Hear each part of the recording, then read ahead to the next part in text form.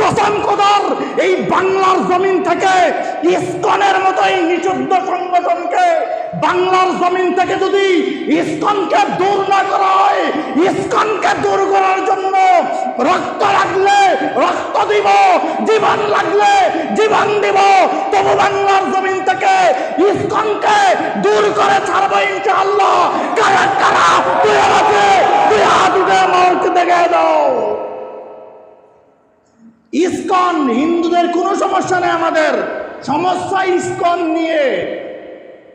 যদি বিষয়টা এমন হইতো কোনো মুসলমান হিন্দু মেয়েকে দর্শন করেছে, আপনি কি মনে করেন আপনি আমি আমরা খোলা মরার মানুষ যেভাবে বৈশা রয়েছি, একটা মুসলমানের ছেলে যদি হিন্দু মেয়েকে দর্শন করত, আপনি মনে করেন হিন্দুরা এভাবে বৈশা থাকতো?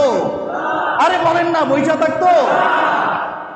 আমরা বারবার ওদেরকে বুঝাইতে চাই, দোস্ত আমরা মুসলমান, আমাদের নবী আমাদেরকে শিখাই গেছে, হোক হিন্দু হোক বৌদ্ধ হোক খ্রিস্টান, কাউকে জোর করে মারা যাবে না।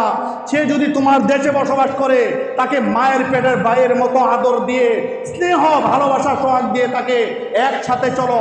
তার মানে এটা না আমি তোমাকে মায়ের পেটের ভাইয়ের মতো আদর দিব আর তুমি আমার ঘাড় ধরে ধাক্কা দিয়ে আমার দেশ থেকে বের করে দিতে চাইবা। তোমাকে মায়ের পেটের আদর ভাইয়ের আদর দিব আর তুমি আমার বোনকে নিয়ে নষ্টিভর্তি করবা দোস্ত। এটা না, এটা না।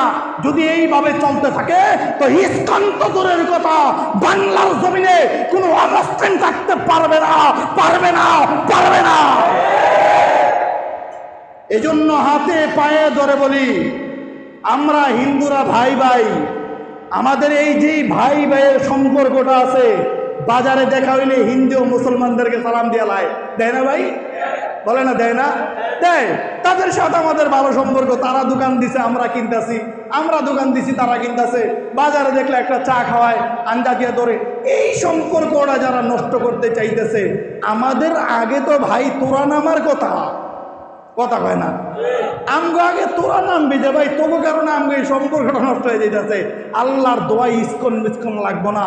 এই জন্য হাতে পায়ে ধরে বলি, ইসকনের বিরুদ্ধে যদি কোনো মিছিল মিটিং হয় আপনাদেরকে আগে জানাই দিব। যাবেন তো ইনশাআল্লাহ? বলেন না ইনশাআল্লাহ? আল্লাহ তাআলা আমাদের সবাইকে সচেতন নাগরিক হওয়ার, যেই উম্মত হইলে রসুল সাহাবীদের সাথে আমাদেরকে জান্নাতে একটু ব্যবস্থা করে দিবে, সেই উম্মত হওয়ার তৌফিক আমাদেরকে আল্লাহ যেন সবাইকে দান করে। বলেন